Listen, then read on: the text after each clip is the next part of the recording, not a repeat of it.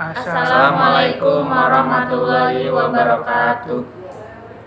Kami dari kelompok 3 ingin mempresentasikan tentang pengaruh iptek terhadap kehidupan milenial. Saya Fabrizio Alfarisi. Saya Giska Krisnawati. Saya Gevina Desliani. Saya Farel Zaki Ramadhani Sutanto. Pengaruh iptek terhadap kehidupan generasi milenial di bidang pendidikan dan sosial meliputi kebiasaan belajar. Pembahasan pertama dalam presentasi ini yaitu yang pertama ada pengertian iptek, manfaat iptek, dampak positif iptek, dan cara pemanfaatan iptek yang baik.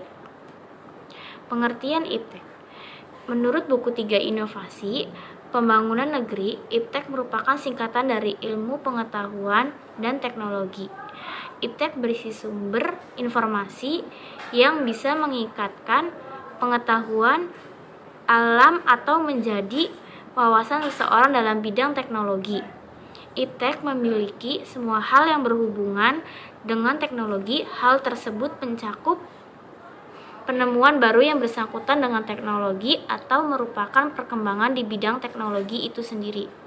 Manfaat iptek yaitu ada mempermudah komunikasi, mempermudah pekerjaan manusia, waktu yang digunakan lebih efisien, membantu meningkatkan dan memanfaatkan sumber energi baru yang berguna bagi kelangsungan hidup manusia.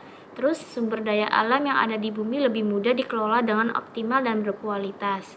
Dampak positif iptek yang pertama itu ada bertambahnya pengetahuan dan wawasan, yang kedua ada mempermudah meluasnya berbagai informasi, yang ketiga ada memberikan berbagai kemudahan dalam kehidupan sehari-hari.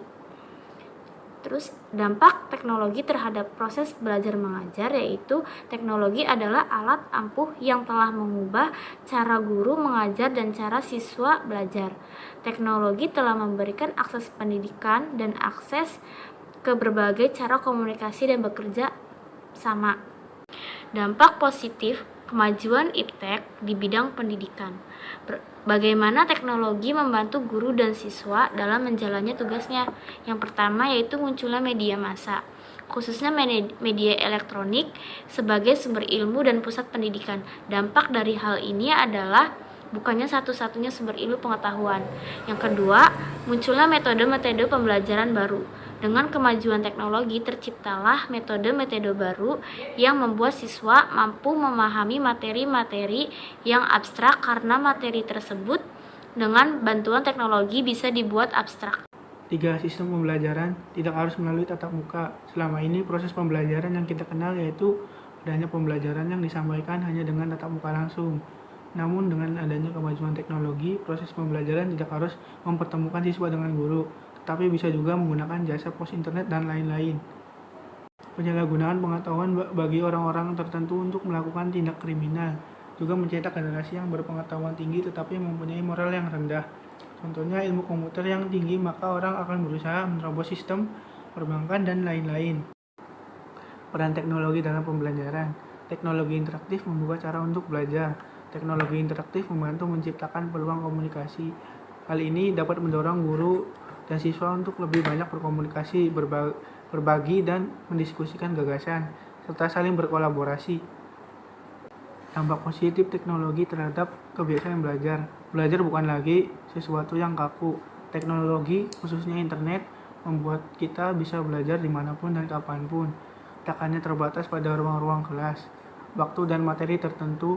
Internet dan teknologi melepas batasan tembok kelas, perpustakaan, dan tempat les jadi sesuatu yang lebih luas. Kita bisa mendapatkan informasi dimanapun dan kapanpun. Dan tak dipungkiri kalau belajar dan memperoleh informasi bukan lagi jadi hal yang kaku. Kita bisa mempunyai akses apapun di waktu-waktu yang kita pilih sendiri. Membedakan yang pintar dan pandai. Internet memang membuat kita jadi mudah sekali mengakses berbagai informasi, tapi tak semua dari kita bisa menghubungkan informasi-informasi itu dengan tepat. Bagaimana kita bisa connecting the dots sampai akhirnya benar-benar paham terhadap suatu hal. Alhasil, kalau dulu definisi pintar adalah orang-orang yang berwawasan luas, sekarang dengan teknologi kata pintar sendiri jadi biasa. Kita jadi tak boleh cuma sekedar pintar dan punya wawasan yang diambil dari internet, tapi juga harus paham akan informasi itu. Cara pemanfaatan iptek yang baik. Gunakan seperlunya dan jangan membuang waktu. Menggunakan IMTEK seperlunya dan tidak menggunakannya untuk hal-hal yang kurang penting dan membuang-buang waktu. Gunakan IMTEK untuk lebih menjalin hubungan dengan teman. Gunakan teknologi yang Anda kuasai untuk menjalin hubungan yang lebih intens dengan teman atau orang yang sebelumnya telah Anda kenal di dunia nyata. Kesimpulan, teknologi kemajuan siswa. Apakah ini masa depan pembelajaran? Teknologi pembelajaran jarak jauh sangat penting bagi pendidikan saat ini, dan kemungkinan akan tetap penting di masa mendatang saat sekolah menentukan cara terbaik untuk melangkah maju. Sekolah dapat menggunakan atau menawarkan kombinasi pembelajaran jarak jauh dan tatap muka. Teknologi adalah alat ampuh yang dapat menjadikan pendidikan lebih bermakna dan menarik bagi guru maupun siswa. Masa depan pembelajaran. Ruang kelas daring berarti pembelajaran digital untuk semua orang.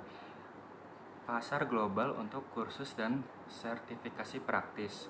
Peningkatan kualitas pembelajaran campuran. Naiknya permintaan terhadap program berbasis keterampilan. Investasi yang lebih besar pada teknologi interaktif dalam mengatasi kesenjangan digital.